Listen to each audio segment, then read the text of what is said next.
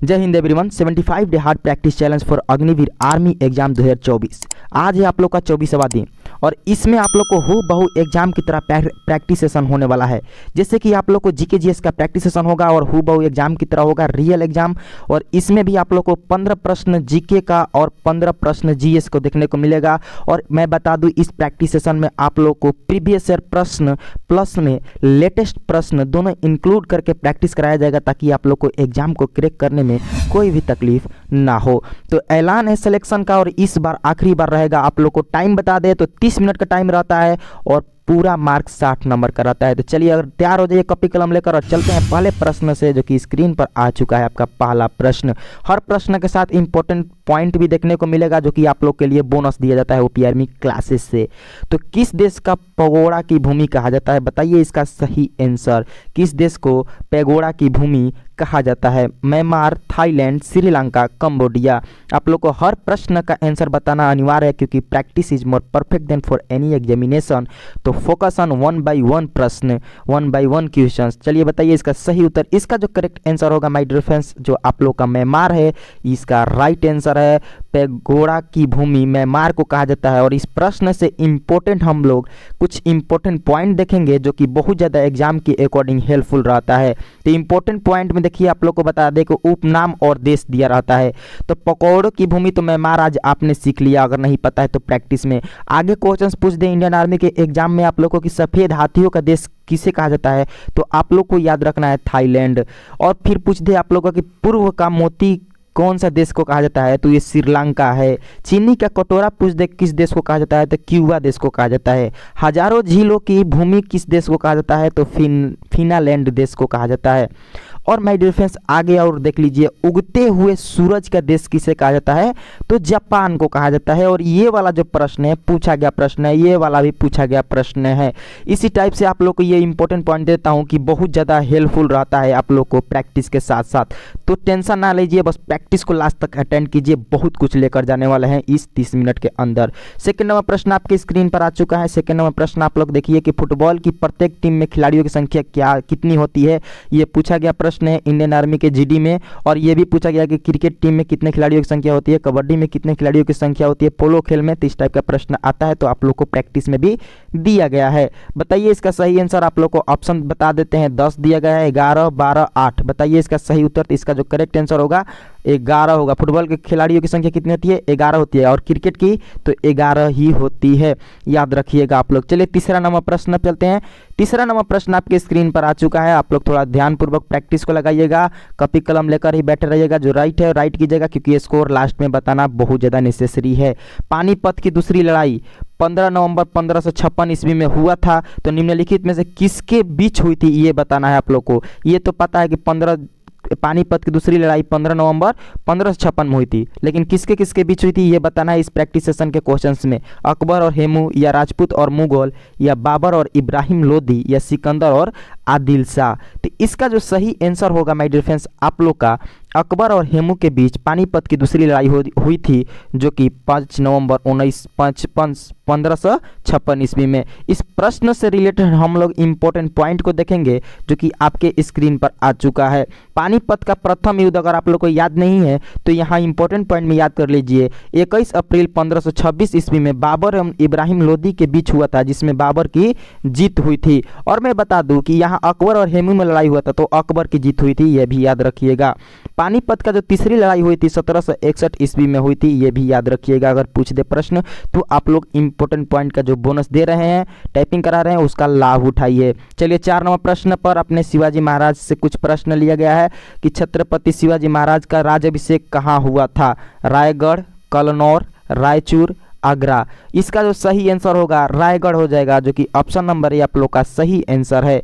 चलिए आगे हम लोग इस प्रश्न से इंपॉर्टेंट पॉइंट को पढ़ेंगे। इंपॉर्टेंट पॉइंट को जानने से पहले आप लोग पहले देखिए, एक एक को पढ़िए खुद से भी, मैं बोल भी रहा हूँ, सुनिए ध्यान से भी कि 1674 में शिवाजी महाराज ने रायगढ़ में छत्रपति की पदवी मिली और राज्याभिषेक कराया गया। कब कराया गया? तो 1674 ईस्वी में। और इनकी मृत्यु अगर पूछ दे कब हुई, तो इनकी मृत्यु 5 अप्रैल 1680 ईस्वी में हुई थी। चलिए अगला प्रश्न आपके स्क्रीन पर वेट कर रहा है कि भारत के राष्ट्रीय ध्वज, देखिए ये पूछा गया ट्रेड्समैन में है, ट्रेड्स और जीडी में ये पूछा गया प्रश्न है। मैं बता दूं कि भारत के राष्ट्रीय ध्वज का डिजाइन किसने तैयार किया था? एनी बेसेंट, सरोजिनी नायडू, विजय लक्ष्मी पंडित या मैडम भीखाजी कामा? इसका सही आंसर आप लोग का हो जाएगा मैडम भीखाजी कामा, जो कि ऑप्शन नंबर डी में दिखाई दे रहा है, वो करेक्ट उत्तर है। चलिए 6 नंबर प्रश्न पर चलते हैं। 6 नंबर प्रश्न आपके स्क्रीन पर आ चुका है कि भारत के राष्ट्रीय ध्वज, देखिए ये भी पूछा गया ट्रेड्समैन में प्रश्न है। तो मैं बता दूं आप लोगों को प्रैक्टिस ले, इसलिए बेनिफिट ज़्यादा हो जाता है हमारे प्रैक्टिस करने से कि आप लोग को प्रीवियस में बताता भी हूँ कि कब किस ट्रेड में पूछा गया है, और मैं प्रीवियस ईयर प्रश्न इसलिए डालता हूँ ताकि आप लोग को भी एनालिसिस कीजिए कि इस टाइप का प्रश्न आता है तो अपने से भी तैयारी कर सकें। तो भारत के राष्ट्रीय ध्वज के चक्र में कितनी तिलिया है बताना है आप लोग को, 20, 22, 23, 24। ये तो बहुत ही ईजी प्रश्न है। आप सभी कैंडिडेट और तैयारी करने वाले प्रिपरेशन स्टूडेंट से बता दूं कि आप लोग को पता है, उम्मीद होगा कि 24 ही करेक्ट लगाए होंगे। ऑप्शन नंबर डी आप लोग का इस प्रश्न का करेक्ट उत्तर हो जाएगा। 7 नंबर प्रश्न अब चलते हैं। 7 नंबर प्रश्न है आप लोग का कि प्रथम भारत रत्न सम्मान किससे मिला? प्रथम भारत रत्न सम्मान किससे मिला? पुरस्कार और बुक से ये प्रश्न आप लोग को बनता है, तो आप लोग बताइए इसका सही उत्तर। जवाहरलाल नेहरू, गोविंद वल्लभ पंत, बीसी राय या सीवी रमन? तो प्रथम भारत रत्न पाने वाले जो व्यक्ति थे वो CV Raman is the right answer होगा। और इस प्रश्न से इंपॉर्टेंट पॉइंट भी हम लोग देखेंगे। तो इंपॉर्टेंट पॉइंट ये रहा आप लोग का कि भारत रत्न प्राप्त करने वाले पहले वैज्ञानिक सीवी रमन 1954 ईस्वी में थे। चलिए 8 नंबर प्रश्न भी वेट कर रहा है। 8 नंबर प्रश्न को जानिए, समझिए, फिर आंसर बताइए। इंडिया ऑफ माय ड्रीम्स के लेखक कौन थे? मैंने पहले ही बताया कि आप लोग को सिलेबस में बुक्स के नाम दिया था कि इससे प्रश्न आएगा, तो आप लोग को प्रैक्टिस सेशन में भी देखने को मिल गया। तो बताइए इस प्रश्न का सही उत्तर गोपाल कृष्ण गोखले या जवाहरलाल नेहरू या जेबी कृष्ण कृपलानी या M.K. गांधी? तो इसका जो सही आंसर होगा आप लोग का my dear friends M.K. Gandhi is the right answer, जो कि ऑप्शन नंबर डी में आप लोग को दिखाई पड़ रहा है, वो सही उत्तर है। 9 नंबर प्रश्न पे चलते हैं। 9 नंबर प्रश्न जो कि इंडियन आर्मी के अकॉर्डिंग बहुत ही इंपॉर्टेंट है, पूछा गया जीडी में प्रश्न है, ट्रेड्स में भी प्रश्न पूछा गया है, और ये वाला तो टेक्निकल में भी पूछा गया है, तो इसको डबल स्टार कर लीजिएगा कि 15 जनवरी किस रूप में मनाया जाता है? 15 जनवरी किस रूप में मनाया जाता है? श्रम दिवस, मकर संक्रांति, थल सेना दिवस, गणतंत्र दिवस? माय डियर फ्रेंड्स, चैनल पर नए हैं तो चैनल को जल्दी से सब्सक्राइब कर लीजिए, नोटिफिकेशन बेल आइकन को भी ऑन कर लीजिए, क्योंकि प्रॉपर तरीके से इंडियन आर्मी के एग्जाम की तैयारी करना चाहते हैं जो नए कैंडिडेट है, स्पेशल फॉर यू आप लोग के लिए हमारे साथ जुड़े रहिए, क्योंकि आप लोग को डेली रात 8 बजे प्रैक्टिस एग्जाम के लेवल तक कराया जाता है, एग्जाम क्रैक करने वाला प्रैक्टिस कराया जाता है। और 1 जनवरी से आप लोग को मैं बता दूं कि आप लोग का न्यू सिलेबस स्टार्ट होने वाला है, जो कि 0 से एडवांस लेवल तक पूरा इंडियन आर्मी के तहत कंप्लीट कराया जाएगा अकॉर्डिंग योर सिलेबस। तो आप लोग हमारे साथ बने जाइएगा, और एक एक क्लास के टॉपिक्स वाइज का PDF और टॉपिक जब एंड होगा तो उसका प्रैक्टिस भी लिया जाएगा। तो बताइए इस प्रश्न का सही उत्तर। तो थल सेना दिवस मनाया जाता है 15 जनवरी को, पूछा गया प्रश्न है, इसका राइट आंसर सी होगा, यानी थल सेना। ऐसे घुमाकर भी प्रश्न पूछ सकता है कि थल सेना दिवस कब मनाया जाता है, और दे देगा 15 जनवरी, 17 जनवरी, 20 जनवरी, 8 दिसंबर, ठीक है। लेकिन आप लोग को बस आंसर ही नहीं, क्वेश्चंस को भी समझना है कि घुमा कर दे तो मैं आंसर क्लिक करके निकल जाऊंगा आगे। चलिए 10 नंबर प्रश्न चलते हैं। 10 नंबर प्रश्न आपके स्क्रीन पर आ गया है कि भारतीय क्रिकेट कंट्रोल बोर्ड जो कि BCCI है, उसका मुख्यालय कहाँ स्थित है बताना है आप लोग को। बेंगलुरु, मुंबई, कोलकाता, दिल्ली? इसका सही आंसर आप लोग का जो होगा मुंबई हो जाएगा, जो कि ऑप्शन नंबर बी में दिखाई पड़ रहा है, वो BCCI का मुख्यालय है मुंबई। चलिए 11 नंबर प्रश्न चलते हैं। 11 नंबर प्रश्न आपके स्क्रीन पर आ चुका है कि किस खेल के साथ वाइड बॉल जुड़ा हुआ है? वाइड बॉल किस खेल से के साथ जुड़ा हुआ है? ऑप्शन आप लोग देखिए, cricket, hockey, football, table tennis. तो आप लोग को भी पता है कि वाइड जो बॉल है वो क्रिकेट खेल से जुड़ा हुआ है, जो कि ऑप्शन नंबर ए में आप लोग का सही उत्तर दिया गया है। 12 नंबर प्रश्न भी very important according to your exam. तो आप लोग बताइए इसका सही उत्तर कि हवा महल स्थित है। हवा महल कहाँ स्थित है? उदयपुर में, जयपुर में, चित्तौड़गढ़ में या जैसलमेर में? इसका जो सही आंसर होगा आप लोग का Jaipur is the right answer होगा। जयपुर में हवा महल स्थित है। आप लोग से एक बार इंडियन आर्मी के जीडी में पूछा गया प्रश्न कि स्वर्ण मंदिर कहाँ स्थित है, तो अमृतसर में स्थित है। ऐसे पूछा गया प्रश्न आप लोग को हमेशा मैं प्रैक्टिस में देता रहता हूँ। 13 नंबर प्रश्न है आप लोग का कि वेरी इंपॉर्टेंट पूछा गया प्रश्न कि कामाख्या मंदिर भारत के किस राज्य में स्थित है। कामाख्या मंदिर भारत के किस राज्य में स्थित है? मेघालय, मणिपुर, बिहार, असम। इसका जो राइट आंसर हो जाएगा आप लोग का माय डियर फ्रेंड्स असम में कामाख्या मंदिर स्थित है, जो कि ऑप्शन नंबर डी में आप लोग का करेक्ट उत्तर दिया गया है। 14 नंबर प्रश्न, चलिए 14 नंबर प्रश्न आपके स्क्रीन पर आ चुका है कि भारत का सबसे लंबा बांध कौन सा है। देखिए सबसे ऊंचा बांध तो मैंने बताया था, अब बताना है आपको भारत का सबसे लंबा बांध भाखड़ा बांध, नागार्जुन सागर बांध, हीराकुंड बांध और ऑप्शन नंबर डी में दिया गया है कोसी बांध। बताइए इसका सही आंसर। तो सबसे लंबा बांध जो है हीराकुंड बांध है। कमेंट लिस्ट में बताइए हीराकुंड बांध कहाँ पर स्थित है। तो आप लोग को बता दें कि ये उड़ीसा में स्थित है। चलिए आज का लास्ट प्रश्न, प्रैक्टिस सेशन का लास्ट प्रश्न नहीं है, सिर्फ जीके का लास्ट प्रश्न है। आई एम सॉरी कि निम्नलिखित में से कौन सा शहर गंगा नदी के तट पर स्थित नहीं है। प्रश्न को ध्यानपूर्वक समझिएगा कि ये पूछ रहा है कि गंगा नदी के तट पर नहीं है कौन कौन से शहर। कानपुर, ऑप्शन के अकॉर्डिंग बताना है, कानपुर, पटना, वाराणसी, दिल्ली। तो देखिए मैं बताता हूँ, कानपुर भी गंगा नदी के किनारे स्थित है, पटना भी गंगा नदी के किनारे स्थित है, वाराणसी भी गंगा नदी के किनारे स्थित है, बट दिल्ली जो है वो गंगा नदी के किनारे स्थित नहीं है, ये यमुना नदी के किनारे स्थित है। पूछा गया भी प्रश्न है। अब आप लोग 15 जीके हूबहू एग्जाम की लेवल का आपने प्रैक्टिस किया, इतना स्कोर किया, कितना अटेंड किया बताना है आपको कमेंट लिस्ट में। उसके बाद आप लोग को 16 से 30 तक जीएस वाला सेशन के लिए रेडी हो जाना है। तो रेडी है तो चलिए स्टार्ट करते हैं 16 नंबर प्रश्न जीएस का, जिसे सामान्य ज्ञान कहते हैं। सूर्य की ऊष्मा पृथ्वी तक किस विधि से आती है? सूर्य के ऊष्मा पृथ्वी तक किस विधि से आती है? चालन, संवहन, विकिरण, इनमें से कोई नहीं। तो इसका जो सही आंसर होगा विकिरण विधि से सूर्य की ऊष्मा पृथ्वी तक पहुंचती है, जो कि ऑप्शन नंबर सी आप लोग का सही आंसर है। 17 नंबर प्रश्न चलते हैं। 17 नंबर प्रश्न है आप लोग का कि घेघा रोग। देखिए रोग से प्रश्न बहुत ज़्यादा पूछ रहा है इंडियन आर्मी के एग्जाम में। तो घेघा रोग किसकी कमी से होता है? Iron, copper, iodine, sulphur. तो इसका जो सही आंसर होगा आप लोग का आयोडीन हो जाएगा, जो कि ऑप्शन नंबर सी में दिया गया है करेक्ट उत्तर। 18 नंबर प्रश्न भी very important according to your exam, all are questions very important, ठीक है। मछली किसके द्वारा सांस लेती है?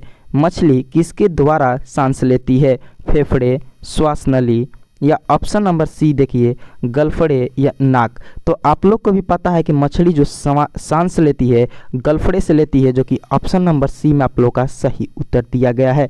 19 नंबर प्रश्न चलते हैं। 19 नंबर प्रश्न आपके स्क्रीन पर आ चुका है कि बक्साइट किस धातु का अयस्क है? बक्साइट किस धातु का अयस्क है? लोहा, पारा, एल्यूमिनियम, सीसा। तो इसका जो सही आंसर होगा आप लोग का एल्यूमिनियम, जिसको रासायनिक फार्मूला Al होता है, जो कि ऑप्शन नंबर सी आप लोग का सही उत्तर है। 20 नंबर प्रश्न अब चलते हैं। 20 नंबर प्रश्न आपके स्क्रीन पर आ चुका है, जो कि वेरी वेरी इंपॉर्टेंट है। इस टाइप का प्रश्न इंडियन आर्मी में पूछता है, तो आप लोग थोड़ा इस टाइप का प्रश्न को प्रिपरेशन में अपने देखिएगा, ताकि मैं आप लोग को प्रैक्टिस सेशन में भी हेल्पफुल रहे। कि मानव शरीर में प्रतिदिन मूत्र का निर्माण होता है, कितना लीटर होता है? 1.5 लीटर, 2 लीटर, 4 लीटर, 5 लीटर। तो इसका जो सही आंसर होगा 1.5 लीटर, जो कि मानव के एक दिन में मूत्र निर्माण होता है, जो कि ऑप्शन नंबर ए में आप लोग का सही उत्तर है। 21 नंबर प्रश्न अब चलिए 21 नंबर प्रश्न आपका वेट कर रहा है आप लोग को प्रैक्टिस करने के लिए कि किस प्रकार के रोग में खून का थक्का नहीं जमता है? किस प्रकार के रोग में खून का थक्का नहीं जमता है? Malaria, hemophilia, typhoid, reacts. तो इसका जो सही आंसर होगा हीमोफिलिया हो जाएगा, जो कि ऑप्शन नंबर बी में आप लोग का सही उत्तर दिया गया है। 22 नंबर प्रश्न चलते हैं। 22 नंबर प्रश्न भी वेरी इंपॉर्टेंट है, पीएच मान से दिया गया है कि पित्त का पीएच मान कितना होता है? पित्त का पीएच मान कितना होता है? 7.7, 8.0, 9.2, 7.4। मैं पीएच मान से रिलेटेड बहुत सारा प्रैक्टिस करवाया हूँ क्वेश्चंस, ये 2 क्वेश्चन छूटा था, तो इसलिए आज प्रैक्टिस सेशन में भी आप लोग को दे दिया। बताइए इसका सही उत्तर। इसका जो करेक्ट आंसर 7.7 हो जाता है, जो कि ऑप्शन नंबर ए में सही आंसर दिया गया है। मैं एक भी प्रश्न छोड़ना नहीं चाहता हूँ, ताकि आप लोग को एग्जाम में मिस ना हो पाए। चलिए 23 नंबर प्रश्न आप लोग प्रैक्टिस कीजिए कि ताप बढ़ने से ध्वनि की चाल में क्या परिवर्तित होती है? जब टेम्परेचर बढ़ता है तो ध्वनि में क्या उसकी स्पीड में परिवर्तित होता है? घटती है, समान रहती है, बढ़ती है, कोई नहीं। तो इसका जो सही आंसर होगा बढ़ती है, इंक्रीज होती है। क्या होती है? बढ़ती है, जो कि ऑप्शन नंबर सी में आप लोग का सही उत्तर दिया गया है। 24 नंबर प्रश्न आपके स्क्रीन पर आ चुका है कि प्रकाश वर्ष का मात्रक क्या होता है? देखिए मैं बता दूं पहले कि आप लोग को यूनिट से सवाल पूछता है, और टेक्निकल वाले थोड़ा ध्यान दीजिएगा। टेक्निकल वाले फिजिक्स और केमिस्ट्री थोड़ा ज़्यादा अपने प्रिपरेशन में इसके ऊपर टाइम दीजिएगा, क्योंकि फिजिक्स और केमिस्ट्री से टेक्निकल वालों में सवाल ज़्यादा उठ रहा है। तो प्रकाश वर्ष की मात्रा क्या होती है बताइए? दूरी का है कि हवा का है या प्रकाश का है या वजन का है? तो इसका जो सही आंसर होगा दूरी का होगा, डिस्टेंस का होगा। प्रकाश वर्ष इज द राइट आंसर, जो कि ऑप्शन नंबर ए आप लोग का क्या है? करेक्ट आंसर है। चलिए चलते हैं 25 नंबर प्रश्न पर। 25 नंबर प्रश्न आपकी स्क्रीन पर आ चुका है कि हमारे शरीर में ऊतकों का निर्माण किसके द्वारा होता है? हमारे शरीर में ऊतकों का निर्माण किसके द्वारा होता है? विटामिन, प्रोटीन, या ऑप्शन नंबर सी है वसा या कार्बोहाइड्रेट्स? तो इसका जो सही आंसर होगा प्रोटीन हो जाएगा। ऑप्शन नंबर बी में आप लोग को दिया गया है प्रोटीन, जो कि राइट आंसर है इस प्रश्न का। चलिए 26 नंबर प्रश्न चलते हैं। 26 नंबर प्रश्न आपकी स्क्रीन पर आ चुका है कि शरीर में आवश्यक अमीनो अम्ल की संख्या कितनी होती है? 16, 18, 20, 26? ये प्रश्न आप लोग को प्रीवियस प्रैक्टिस सेशन में जो लगातार हमारे साथ जुड़े हैं उनको पता होगा इसका आंसर, क्योंकि मैं ये प्रैक्टिस में करा चुका हूँ और आज रिपीट हो गया है प्रश्न। इसीलिए मैं बोलता हूँ कि प्रैक्टिस डेली कीजिए, रिपीट होता है तो आप लोग याद करते जाइएगा। इसका जो सही आंसर होगा 20 होगा। मैंने उस दिन 20 बताया था और आज भी 20 ही होगा, बदलेगा नहीं आंसर, क्योंकि शरीर में आवश्यक अमीनो अम्ल की संख्या 20 होती है। 27 नंबर प्रश्न जो कि वेरी इंपॉर्टेंट पूछा गया कि टमाटर में लाल रंग का क्या कारण है? टमाटर लाल रंग का कारण क्या है? कुरकुन, लाइकोपीन, या लैक्टोज, या केसिन? तो इसका जो सही आंसर होगा लाइकोपीन हो जाएगा, जो कि ऑप्शन नंबर बी आप लोग का सही आंसर है। लाइकोपीन के कारण टमाटर में लाल रंग होता है।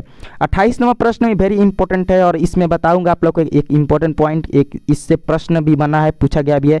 इंद्रधनुष में बीच का रंग होता है, बताना है आप लोग का, लाल, हरा, बैंगनी, नीला। तो इसका जो सही आंसर होगा आप लोग का हरा होगा, ग्रीन होगा, क्योंकि बीच में इंद्रधनुष के कौन सा रंग है? तो ग्रीन है। ऑप्शन नंबर बी सही आंसर है। लेकिन मैं बता दूं आप लोगों को कि इंडियन आर्मी के जीडी और ट्रेड्स में पूछा गया प्रश्न कि इंद्रधनुष में कितने रंग होते हैं? तो आप लोग को भी बताना है 7 होता है, ठीक है, याद रखिएगा। 29 नंबर प्रश्न चलते हैं कि सबसे अधिक वेदन क्षमता किसकी होती है? वेदन क्षमता किसकी होती है? ऑप्शन पढ़िए आप लोग की एक्स किरण, गामा किरण, अल्फा किरण, बीटा किरण। तो मैं बता दूं कि सबसे वेदन क्षमता गामा किरण का होती है, जो कि ऑप्शन नंबर आप लोग का बी में दिया गया है, सही उत्तर है। गामा किरण की क्या होती है? वेदन क्षमता होती है। 30 नंबर प्रश्न और आज का प्रैक्टिस सेशन का लास्ट प्रश्न रहेगा, क्योंकि आप लोग को एग्जाम में भी 15 जीके और 15 जीएस का प्रश्न पूछता है, और इस प्रैक्टिस सेशन में भी आप लोग को 15 जीके और 15 जीएस का दिया जाता है हूबहू एग्जाम की तरह, ताकि आप लोग को प्रैक्टिस में एग्जाम का फील आए। तो बताइए मानव नेत्र किस भांति कार्य करती है? जो हमारे मानव जो इंसान का आँख है वो किस भांति कार्य करती है? अवतल लेंस, उत्तल लेंस, गोलाकार लेंस, या बाइफोकल लेंस? तो इसका जो सही आंसर होगा उत्तल लेंस होगा, जो कि ऑप्शन नंबर बी आप लोग का सही आंसर है। माय डियर फ्रेंड्स, अभी आप लोग लगभग पूरा टोटल 30 प्रश्न का प्रैक्टिस किया, वो भी 60 नंबर का। इसमें आपने कितने अटेंड क्वेश्चंस किए हैं? अगर आपने 25 सही से अटेंड किए हैं तो आप लोग 50 नंबर का काम यहाँ पे कर चुके हैं, और करेंगे भी। 30 में 30 लगाएंगे। बस करना कुछ नहीं है, डेली क्लास को एक बैठ कर कहीं प्रैक्टिस कर लीजिए। बाकी 1 जनवरी से जब मैं नए कैंडिडेट और जो एग्ज़ाम नहीं किए हैं उनके लिए भी बैच स्टार्ट कर रहा हूँ, ताकि उनके लिए हर कंटेक्ट से मदद किया जाएगा, उनसे रिव्यू भी लिया जाएगा, ठीक है। चलिए माय डियर फ्रेंड्स, आप लोगों को प्रैक्टिस सेशन कैसा लग रहा है जल्दी से कमेंट लिस्ट में बताइए। तो नए हैं तो please subscribe this channel, like, comment and share, thank you. और मैं बता दूं आप लोगों को फीडबैक देना बहुत ज़्यादा नेसेसरी है। कमेंट लिस्ट में मैं हर लोग का कमेंट पढ़ता हूं और रिप्लाई भी करता हूं, तो ज़्यादा से ज़्यादा शेयर भी कीजिएगा। प्रैक्टिस सेशन अच्छा लग रहा है तो लाइक देके हमें भी मोटिवेट करते रहिएगा, ताकि मैं और मेहनत करके प्रैक्टिस के लिए आप लोगों को प्रश्न ढूंढ के प्रीवियस ईयर के एनालिसिस करके सेट करते जाएं। इंड स्क्रीन पर आप लोग को मैं बता दूं कि 2 प्ले लिस्ट भी देखने को मिलेगा, एक 36 क्लास का, एक 19 क्लास का। आप दोनों को सेव करके अपना सिलेबस को कंप्लीट कर सकते हैं कुछ ही दिन में, ठीक है। अगर जल्दी से जल्दी BOD टाइप का है, आप लोग जल्दी वो प्ले लिस्ट को सेव कर लीजिए और एक एक करके इंड कर लीजिए, ताकि प्रैक्टिस सेशन में बहुत ज़्यादा हेल्पफुल हो। मिलते हैं कल रात 8 बजे नेक्स्ट प्रैक्टिस सेशन के साथ 75 डे हार्ड प्रैक्टिस का 25वां दिन में। जय हिंद, जय भारत।